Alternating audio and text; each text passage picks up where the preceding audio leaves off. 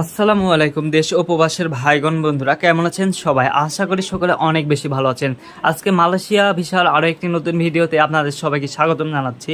আজকের ভিডিওতে আমরা আলোচনা করব মালয়েশিয়া কলিং ভিসার প্রক্রিয়া, সিন্ডিকেট বিতর্ক, সফটওয়্যার আপডেট, মেডিকেল সেন্টার এবং এই মুহূর্তে যারা কলিং ভিসায় মালয়েশিয়া যেতে চান তাদের করণীয় কি তা নিয়ে থাকছে আজকের ভিডিওটি শুরু করার আগে ছোট্ট একটি অনুরোধ, যারা আমার চ্যানেলে নতুন তারা অবশ্যই চ্যানেলটিকে সাবস্ক্রাইব করে পাশে থাকা বেল আইকনটি অলে প্রেস করে দিবেন। চলতি বছরের শুরুতে মালয়েশিয়া ঘোষণা দেয় বাংলাদেশ সহ 15টি দেশ থেকে 5 লক্ষ কর্মী নেওয়া হবে বিভিন্ন সেক্টরে, বিশেষ করে কনস্ট্রাকশন, প্লান্টেশন, সার্ভিস, ম্যানুফ্যাকচারিং এবং এগ্রিকালচার। এই ঘোষণার পর থেকে শুরু হয় উত্তেজনা এবং নানা গুজব নিউজ। কেউ বলে ভিসা শুরু হয়ে গেছে, কেউ বলে লাখ টাকা দিয়ে প্রসেস শুরু করো, কিন্তু সত্যিটা হচ্ছে কলিং ভিসা এখনো পর্যন্ত পুরোপুরিভাবে শুরু হয়নি। এবার আমরা কথা বলবো সফটওয়্যার আপডেট এবং মেডিকেল ইস্যু নিয়ে।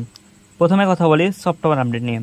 সিএমএস বা এফডব্লিউ সফটওয়্যার আপডেট না থাকায় মালয়েশিয়ার নিয়োগদাতা কোম্পানিগুলো এর পক্ষে কর্মী রিক্রুট শুরু করা যাচ্ছে না। তবে সত্য তথ্যের উপর ভিত্তি করে জানা গেছে সফটওয়্যার আপডেট চূড়ান্ত পর্যায়ে, এটি নিয়ে কাজ করছে মালয়েশিয়া সরকার। আর মালয়েশিয়া অথরিটি কিছু মেডিকেল সেন্টারকে আবারও চালু করেছে। এটার মানে মালয়েশিয়া কলিং ভিসা প্রক্রিয়া এখন শেষ ধাপে, শুধুমাত্র খুলে দেওয়ার অপেক্ষা। এখন আমরা আলোচনা করি সিন্ডিকেট নিয়ে।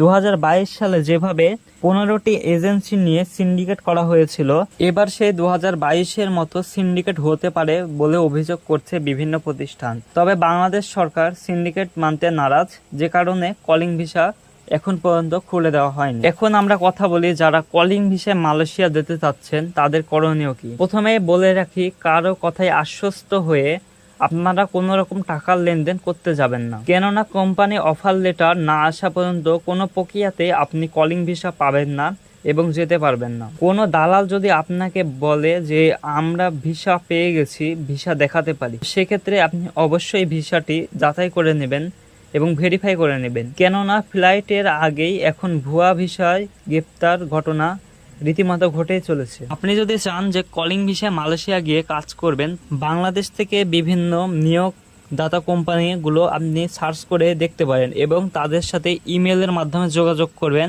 অথবা আপনার যদি কোনো কোম্পানিতে কোনো বিশ্বস্ত লোক বা আত্মীয় স্বজন থেকে থাকে তাদের মাধ্যমে আপনি কলিং ভিসা করতে পারেন। কোম্পানি যদি আপনাকে কাজের অফার লেটার করে তাহলে একমাত্র আপনার কলিং ভিসা হয়ে যাবে এবং আপনি চলে যেতে পারবেন। তো আজকের ভিডিও ছিল এই পর্যন্তই। আমার ভিডিওটি যদি আপনার ভালো লেগে থাকে তাহলে অবশ্যই আমার চ্যানেলটিকে সাবস্ক্রাইব করে পাশে থাকা বেল আইকনটি অলে প্রেস করে দেবেন।